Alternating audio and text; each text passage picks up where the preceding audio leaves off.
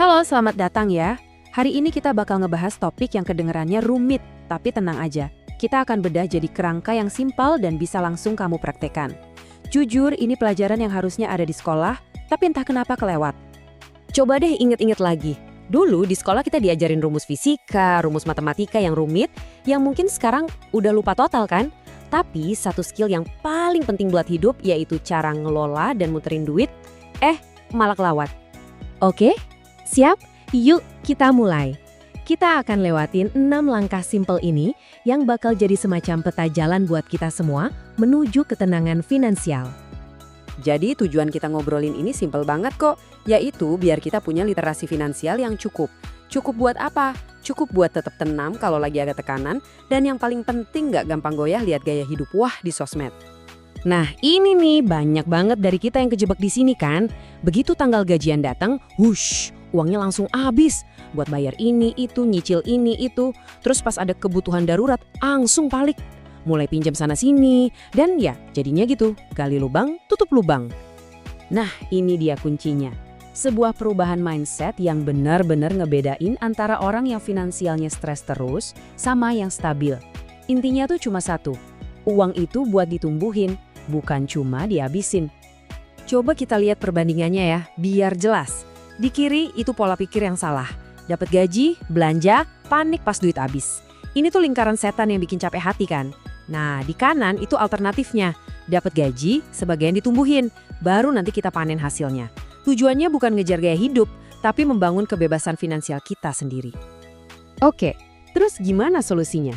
Nah, kita masuk ke inti pembahasannya nih. Kita bakal pakai analogi yang sederhana banget, tapi dampaknya luar biasa. Tentang gimana seharusnya kita ngelihat uang. Nah, ini dia nih, analogi yang jadi aha momennya. Kalau semua uang kamu habisin, ya kenyangnya cuma sekarang. Tapi kalau sebagian kamu tanam, kamu itu lagi nyiapin panen buat masa depan. Berkali-kali. Terus nanamnya gimana? Gampang kok, gak ribet. Bisa ditaruh di instrumen investasi, bisa buat mulai bisnis sampingan kecil-kecilan, atau beli aset yang bisa ngasilin uang. Kuncinya, coba deh mulai sisihin 10-20% dari penghasilan kamu buat ditanam. Biarin uang itu kerja buat kita, bahkan pas kita lagi tidur loh. Tapi tunggu dulu, sebelum kita ngomongin investasi, ada satu langkah super penting yang sering banget dilupain. Kita harus tahu dulu uang kita itu sebenarnya larinya kemana aja. Soalnya banyak yang semangat investasi tapi nggak sadar dompetnya bocor di mana-mana. Gini deh, coba ikutin tantangan simple ini. Cuma seminggu, selama 7 hari, catat semua ya, semua pengeluaran kamu.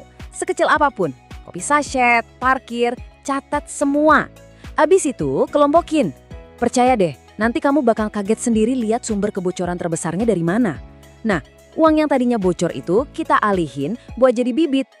Nah, cara ngelompokinnya gini. Ada wajib, ini yang nggak bisa diganggu-gugat buat hidup.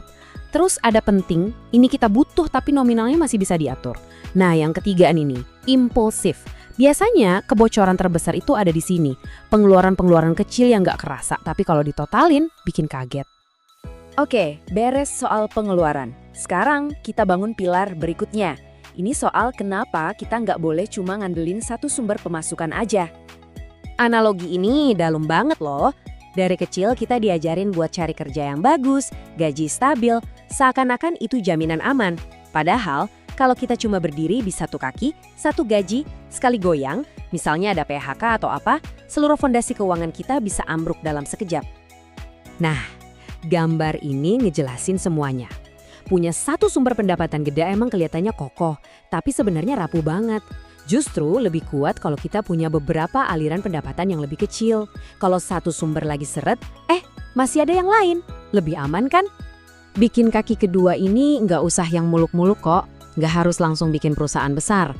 Mulai dari yang simple aja. Punya skill apa? Coba tawarin jasa freelance. Punya barang numpuk nggak kepake? Jualin.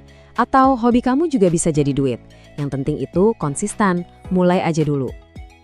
Oke, kita udah sampai di bagian akhir nih. Dan aku mau nekenin satu hal yang paling penting, semua konsep ini bisa dilakuin sama siapa aja.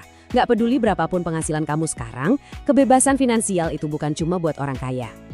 Coba lihat angka ini deh. Mungkin kelihatannya kecil ya, tapi yang paling penting itu bukan jumlahnya, tapi kebiasaannya. Membiasakan diri buat mulai muterin uang kamu, bahkan kalau cuma Rp100.000, itu adalah langkah pertama yang akan ngubah segalanya. Ini soal membangun otot finansial, bukan jadi kaya mendadak. Jadi sekarang pilihannya balik lagi ke kita masing-masing. Mau terus jadi pekerja keras dengan siklus yang sama, kerja, gajian, habis, ulang lagi? Atau mau mulai hari ini, ambil langkah kecil buat jadi manajer yang cerdas buat uang kita sendiri. Membuat uang bekerja untuk kita. Keputusannya ada di tanganmu.